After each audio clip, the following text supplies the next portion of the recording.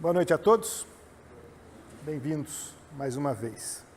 Antes de nós entrarmos no capítulo dessa noite, eu gostaria de mostrar essa figura que nós não tivemos tempo na semana passada de falar um pouco sobre ela.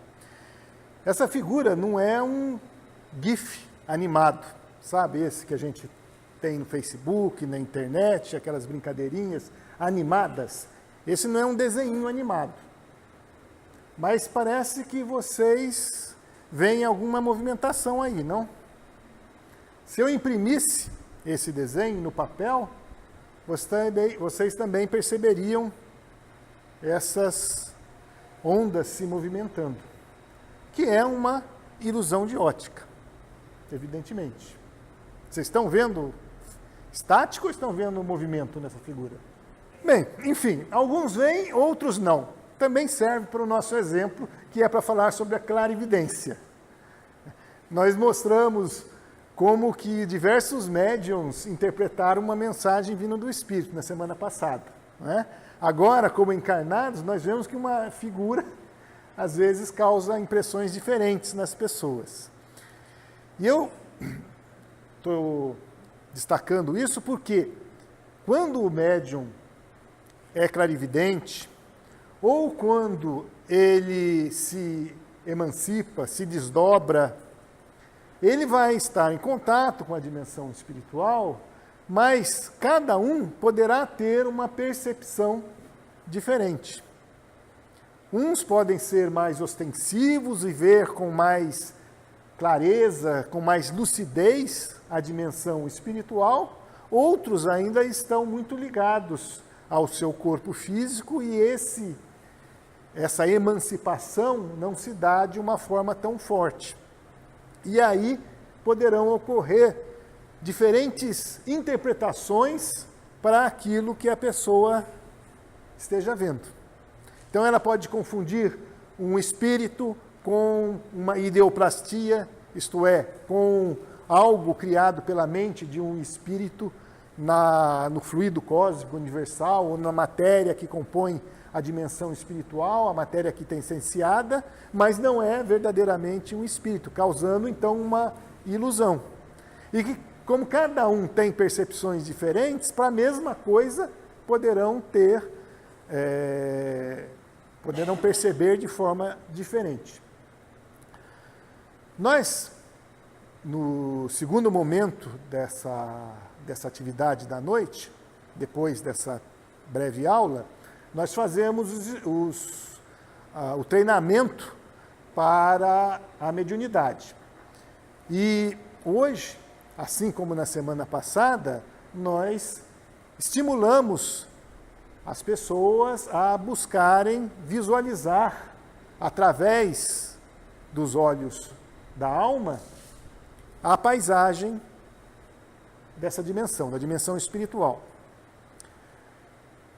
Eu vou sugerir para aqueles médiuns que quiserem e que conseguirem se desdobrar, que eles se dirijam em espírito até o salão de baixo e vejam naquele móvel que a gente tem o som, na parte superior do móvel, se conseguem ver que figura, uma figura geométrica, ou um quadrado, ou um triângulo, ou um círculo, com uma das três cores básicas, ou vermelho, ou azul, ou amarelo. Vai ter uma figura, por exemplo, um quadrado vermelho, ou um quadrado amarelo, ou um círculo azul. Eu vou sugerir que os médiuns desdobrados visitem e depois escrevam.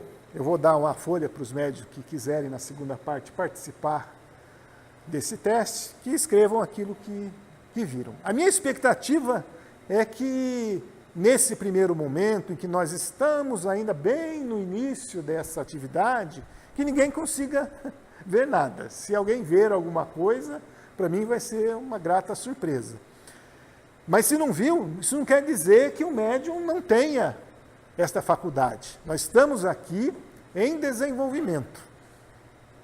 Nós estamos aqui tentando disciplinar uma mediunidade que talvez esteja adormecida e agora é o momento para que ela possa ser praticada e depois dirigida para o benefício de todos, os espíritos necessitados, os espíritos obsessores, e que nós possamos cumprir adequadamente a nossa missão. Então, nós não queremos avaliar se o médium é bom, se o médium é ruim, né? Nós estamos dando uma chance de verificar qual o grau de ostensividade, qual o grau que o médium tem no seu desdobramento de captar as informações do plano espiritual. Porque quando nós temos uma ajuda em reuniões de desobsessão, muitos médiuns clarividentes, eles se dirigem à casa do encarnado que está passando por aquele problema para auscultar o que está efetivamente acontecendo. Se isto é possível, obviamente que o médium pode perceber o que está acontecendo também na questão material. É o que nós imaginamos. Esse experimento é inspirado nos experimentos que foram feitos na Europa, para o Samparnia e outros estudiosos, com relação à quase morte. Foram colocadas várias dessas figuras em várias salas de emergência, em alguns hospitais, para que um paciente que chegasse lá e tivesse uma parada cardíaca, e nessa parada cardíaca ele se desdobrasse, ele pudesse ver o que tinha nesse escondido, ou nessa parte superior do armário, e quando retornasse, claro, poderia ir a óbito ou não. Aqueles que sobreviveram, não é, poderiam contar o que viram ou não. Eu não me lembro exatamente qual foi o universo da pesquisa, se não me engano, sobraram 120 pessoas, né? As demais ou desencarnaram ou foram atendidas não naquela sala onde existia realmente alguma figura. E, enfim, no final só sobrou uma pessoa que realmente conseguiu descrever não exatamente a figura, mas outros eventos que estavam acontecendo no momento em que ele estava sendo ressuscitado.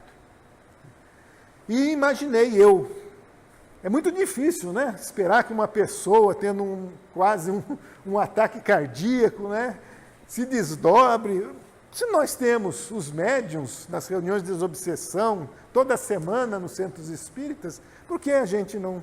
O que nos impediria de fazer um teste? O receio do médium falhar ou não? Novamente, por isso que eu coloquei essa figura. Não necessariamente os médiuns que poderão, sim, colaborar com a sua faculdade para ajudar outros desencarnados, não necessariamente terão essa faculdade, que é muito rara, da clarividência ou do desdobramento através da mediunidade sonambúlica, para que possam então ver e narrar o que viram. E em algumas ocasiões podem até ver, mas ao retornar ao corpo físico, não mantém a recordação, da mesma forma que quando nós dormimos e viajamos para a dimensão espiritual, ao retornar não lembramos de mais nada. Então, novamente, isso não será impedimento, se não conseguirem identificar, para nada. É apenas uma experiência que nós estamos aproveitando aqui, como fizemos lá o inventário de ansiedade e depressão, também para verificar se após esses momentos de reflexão que nós temos durante a segunda parte das atividades da noite, se isso também produz alguma alteração com respeito à ansiedade e depressão. Tá bom? Mas, novamente, é só se aqueles médiuns que na semana passada já se identificaram como tal, quiserem participar. Tá? Agora sim, nós vamos entrar na proposta de hoje, que é mecanismos da mediunidade, e nós temos basicamente como referências para esta aula o preâmbulo e do capítulo 1º ao capítulo 7º e depois do capítulo 9 até o capítulo 11º do livro Mecanismos da Mediunidade. Então, do preâmbulo até o 11º, pulando apenas o 8º capítulo, que, se não me engano, falava sobre magnetismo, que a gente já estudou em aulas passadas. E logo no início desse livro, no preâmbulo, é falado que nós sabemos, que a mediunidade existe desde sempre. Desde Sócrates, no Pentecostes, quando os discípulos de Jesus falavam em várias línguas, tivemos também efeitos físicos, fenômenos luminosos, fenômeno da xenoglossia, que é o que nós falamos há pouco, falando em várias línguas, mas nós tivemos também a voz direta, que é outro fenômeno físico.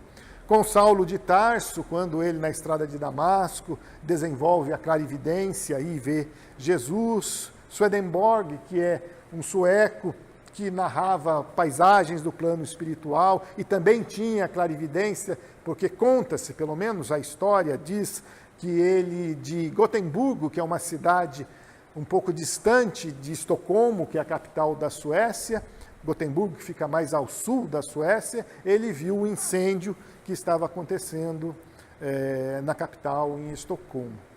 Então, nós temos a mediunidade desde sempre, né? Até hoje em dia nós temos alguns estudos científicos, estudamos no grupo de estudos avançados, alguns deles, eles ainda não são conclusivos, evidentemente. Nós temos, basicamente, com respeito à mediunidade, um estudo com neuroimagem.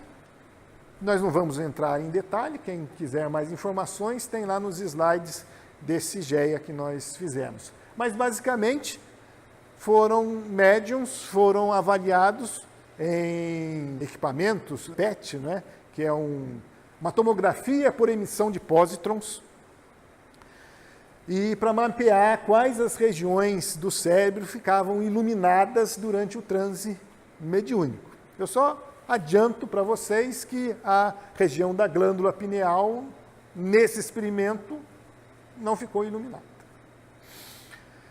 E alguns de acuracidade da informação. Então, o médium traz informações do desencarnado, que foram pedidos por algum consulente, e daí avalia o grau de confiabilidade dessas informações trazidas pelo médium. É o que nós temos de estudos mais significativos no campo da mediunidade. Quando eu falo de estudos, eu estou me referindo a estudos científicos, publicados em revistas científicas, utilizando a metodologia científica, com triplo cego e assim por diante. Que também não vamos entrar em detalhe aqui, mas exemplificando apenas um elemento que tem que ser considerado e que nós estamos considerando aqui quando eu estou me propondo, ou estou propondo aos médiuns fazer essa visita para ver as figuras que estão, ou a figura que está lá embaixo. Eu não sei que figura que está lá, porque não tem nenhuma figura agora. Eu pedi para uma pessoa que vai participar dos trabalhos lá embaixo para descer, e quando ela descer, ela vai escolher a figura para colocar lá. Por que isso? Para nós eliminarmos a seguinte variável. Se eu soubesse qual era a figura, eu poderia, eventualmente, é uma hipótese, telepaticamente transmitir essa figura para o médium. Então, não necessariamente ele se desdobrou, mas ele captou o meu pensamento. Então, para eliminar essa variável, não sou eu que vou colocar lá, é uma outra pessoa. E essa pessoa ainda não sabe o que vai colocar lá. É assim que um estudo científico mais sério tem que considerar todas as variáveis. Tá? Esse é um dos cegamentos. O ideal é fazer um triplo cego. Mas, como dissemos, não vamos entrar em detalhes. André Luiz, no livro Mecanismos da Mediunidade, usa de muitas analogias.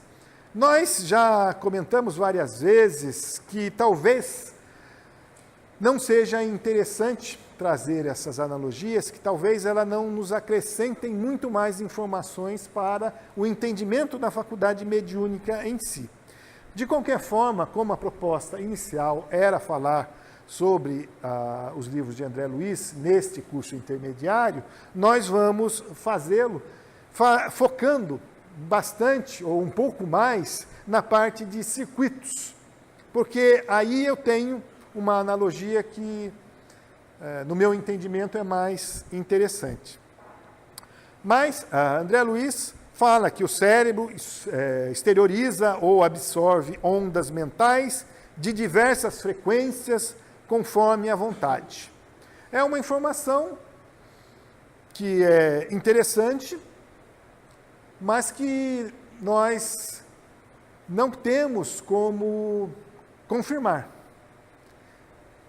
Nós sabemos que pensamos, nós sabemos que podemos emitir pensamento, que o espírito sobrevive à morte e que continua pensando.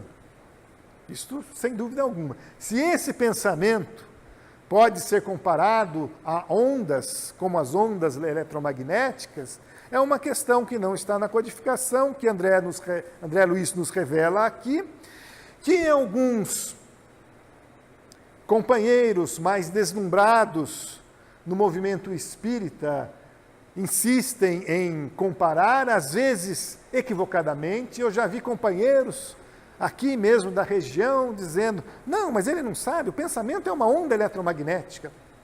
Se o pensamento fosse uma onda eletromagnética, a gente poderia construir um circuito aqui de rádio, de TV, não é?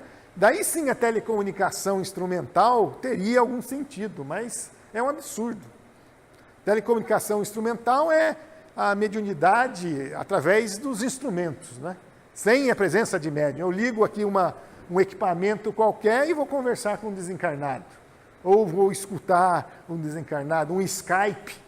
Né? Seria tão bom se tivesse, né, um Skype com o plano espiritual, mas não existe isso. É necessário um médium. É fundamental o médium. Talvez alguns equipamentos possam captar algo de algum espírito, desde que, pelo efeito físico, através de um médium, ele consiga sensibilizar. Por exemplo, uma memória de computador, ou no passado, lá, uma fita cassete, mas não ele diretamente, ele através de algo doado por um médium de efeitos físicos. Portanto, não funciona assim a transmissão de pensamento. E eu digo a alguns companheiros deslumbrados porque, às vezes, com formação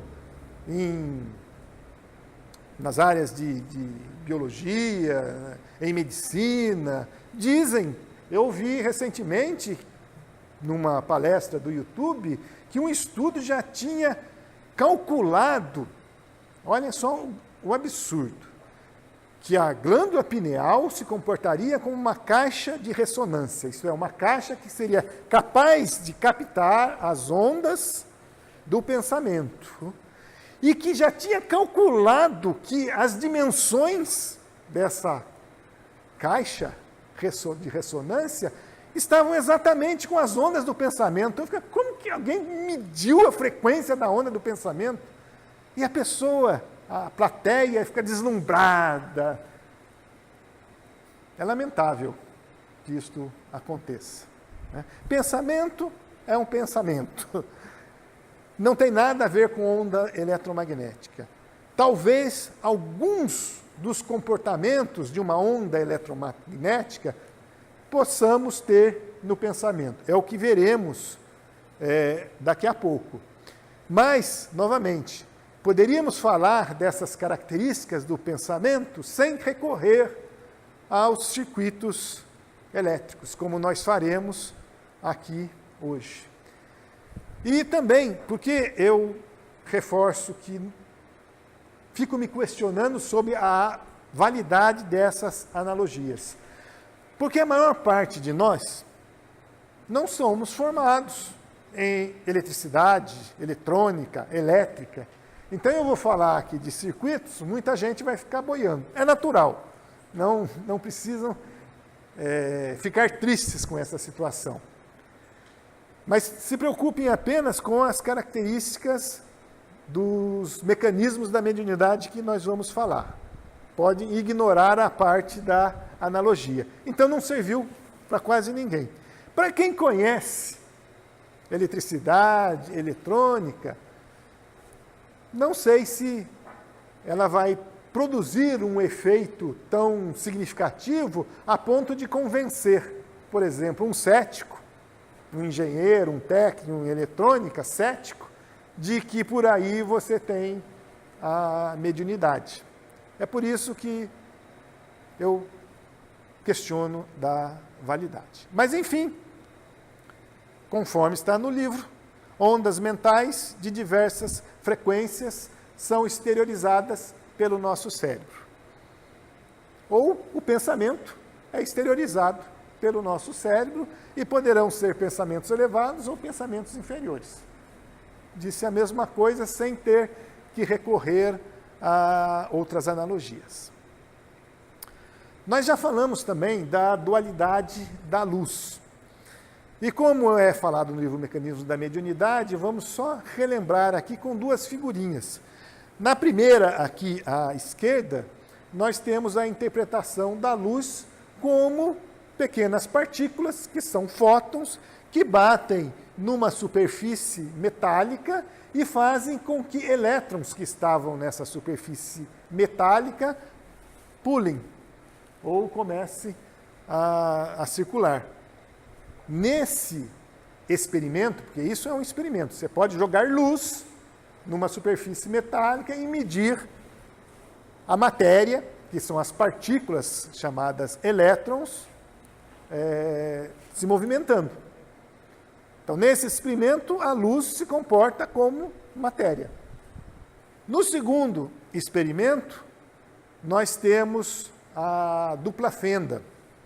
Na verdade, você tem um foco luminoso, você passa esse foco luminoso por duas fendas, e o padrão que se forma no fundo é esse que vocês veem de luzes e sombras. Isso é uma característica de onda. Se você, em vez de luz, tivesse lá uma onda,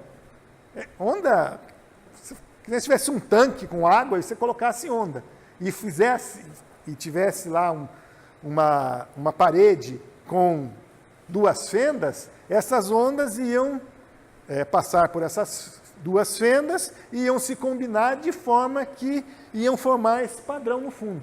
Porque uma onda se ela está no pico e a outra está no vale, uma passou por uma fenda, a outra passou pela outra. Elas vão se combinar. Se uma está no vale e outra está no pico, elas vão se anular, vai se formar uma sombra no fundo. Se as duas estão no pico ou as duas estão no vale, elas vão formar aquele padrão. Portanto, a luz tem também esse comportamento de onda. Essa discussão já vem desde há muito tempo. Newton, ele dizia, não exatamente com essas experiências que são mais contemporâneas, mais recentes, mais modernas, mas Newton dizia que a luz tinha o comportamento corpuscular. E ele comparava e dizia que não poderia ser onda, porque se você tivesse um barquinho no mar, e se tivesse ondas, você ia ver que atrás do barquinho as ondas continuavam, não formava sombra. Daí vem outro cientista, que é o Huygens, ele dizia, depende do tamanho do barco. Porque se em vez de um barquinho, você colocasse um transatlântico, um navio bem grande, e jogasse as ondas, você ia ver que atrás desse navio, as ondas iam espalhar, e se formava uma sombra. Então Huygens dizia, não, é onda sim, não é corpúsculo. E, novamente, por que você está falando isso? Porque André Luiz mencionou isso para dizer que o nosso mundo é formado de ondas para tudo quanto é canto, né? E, às vezes, nós podemos interpretar o pensamento como uma onda, mas podemos interpretar, segundo ele, como matéria mental. Porque tiveram outras experiências, por exemplo, de Broglie, que fez a mesma experiência que nós falamos da dupla fenda, mas com um canhão de elétrons. Então, elétrons é matéria. Então, em vez daquele foco de luz, era um foco de elétrons. E apareceu aquele mesmo padrão de sombras e pontos mais iluminados. Ou seja, a matéria também teria um comportamento ondulatório. E assim nós vamos com as analogias. Mas eu quero me deter mais. Aqui também André Luiz diz que o fluido cósmico seria a matéria base para o campo onde oscilam os sistemas atômicos. Eu acho que não vale a pena a gente entrar mais a fundo nessa questão, e nós vamos, então, falar um pouco sobre circuitos. Aqui nós temos no canto direito, nós temos um circuito elétrico. Vai ser muito difícil fazer uma comparação entre pensamento, entre mediunidade e circuito elétrico. Mas nós podemos fazer uma comparação com circuitos hidráulicos. Então, imaginemos que temos um rio e vamos levar a água para a caixa d'água. Então, nós precisamos de uma bomba para pegar aquela água do rio e levar para a caixa d'água. No circuito elétrico, isso é equivalente a esse gerador que nós temos mais à esquerda. Ou, no caso de corrente alternada, se eu colocar aqui na tomada, um medidor, eu vou ver que tem uma tensão aqui. Então, o equivalente a essa diferença de potencial que nós temos na tomada é, no circuito hidráulico, o fato de você pegar alguma coisa que está aqui no rio e levar para cima. Então, isso daqui é o equivalente a uma diferença de potencial. Na mediunidade, no circuito mediúnico, o equivalente a isso seria a vontade, apelo do espírito que quer se comunicar com a vontade, resposta do médium. O médium tem que estar predisposto a entrar em sintonia com o espírito, tem que estar predisposto a ceder o seu implemento físico, através do seu perispírito, a um terceiro, que é o espírito comunicante. E o espírito comunicante tem que estar afim, tem que estar à vontade de dar aquela comunicação. Então, essa diferença de potencial que nós temos na tomada seria igual a essa diferença de potencial que existe entre a vontade apelo e a vontade resposta do médium. Isso é a primeira parte do circuito mediúnico. Nós temos que fechar esse circuito, porque aqui, para que funcione, para que a corrente elétrica funcione, eu tenho que colocar um equipamento, por exemplo, um ventilador. Daí eu coloquei o ventilador, liguei, a corrente elétrica vai passar pelo ventilador, fazer com que gire as suas pás e produzir o trabalho. Para que o médium possa, então, deixar que o pensamento do espírito, seja transmitido, é preciso que ele tenha atenção, que ele tenha foco, que ele mantenha, então, que ele se mantenha nessa posição para que o seu veículo possa ser o mais fiel. Se ele, de repente, está pensando em outra coisa, se ele deixa que o seu próprio pensamento, e é por isso que nós fazemos esse teste na segunda parte, ou essa vivência na segunda parte, tentar ficar sem pensamento algum, porque se o pensamento vem e a gente não consegue digeri-lo, se a gente não consegue se livrar dele, a comunicação vai ser cheia de chuvisco, como nós vimos anteriormente. Por isso que é necessário o foco na comunicação, ceder o veículo e deixar que o espírito fale.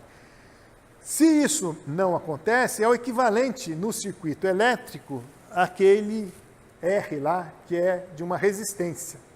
A resistência diminui a corrente elétrica. No caso da água, a gente pode colocar qualquer obstrução que tenha, no encanamento de casa, porque, vamos lá, o circuito hidráulico, né? Depois de sair da caixa d'água, chega lá em casa, se nesse circuito, ou mesmo dentro de casa, tem lá algum obstáculo, aquela água que já vem vagarosa, talvez nem consiga chegar. Então é o pensamento que também nem consegue chegar. E no circuito elétrico vai diminuir a corrente elétrica. Assim como a água, né? Se você lá tem um obstáculo e vai formando lá um charco de repente, ou num circuito elétrico, né? Tem mais energia do que foi dimensionado lá o capacitor, o indutor, isso pode causar uma explosão, né? Eu fiz o curso técnico em eletrônica, né? E o pessoal lá era fogo. Às vezes pegava um capacitor, colocava na tomada, ele não estava dimensionado, só deixava, ele ficava carregando, de repente ele explodia, né? Cassiano aí parece que já fez várias vezes para ver o que acontecia, né? Alguns capacitores é feito de papel, né? Papel enrolado assim, né? Na hora que você explode. É isso mesmo, Cassiano? É. Portanto, se você também não dá vazão e você tem essa energia, essa faculdade mediúnica para ser exercitada e liberar então toda essa possibilidade, e se você não o faz, e se isso não foi feito, porque algumas vezes nós temos o auxílio da dimensão espiritual, se a mediunidade, a minha esposa, por exemplo, quando eu estava fazendo a faculdade, a mediunidade começou a ser desenvolvida, mas ela não tinha tempo, trabalhava fazendo faculdade à noite para desenvolver. Então, foi feito um trabalho aqui no Amor a Jesus mesmo, para que os espíritos que estavam assediando, né, pudessem ser esclarecidos, reconduzidos, e para evitar que naquele momento ela pudesse desenvolver a faculdade mediúnica. Talvez tenha passado do tempo, né, porque depois não desenvolveu mais. Mas, de qualquer forma, se não fosse esse o caso, se você tem tempo, se você tem disponibilidade, se você está estudando a doutrina espírita, não há razão para você ficar inibido e não desenvolvê-la, porque senão poderá causar algum tipo de ruptura, né? E assim como no circuito hidráulico, né, nós temos as barragens, por exemplo, para gerar energia elétrica e tal, nós podemos disciplinar essas correntes, disciplinamos a água, as correntes elétricas também. A faculdade mediúnica deve ser disciplinada dessa forma para produzir resultado. A energia elétrica produz trabalho para nós, a luz elétrica, o ventilador e todos os outros instrumentos, equipamentos, porque nós aprendemos a usar a energia elétrica, a discipliná-la. Da mesma forma com relação à mediunidade. E para finalizar aqui, que nós já estamos muito em cima, o circuito aberto, que é o que nós já mencionamos no início.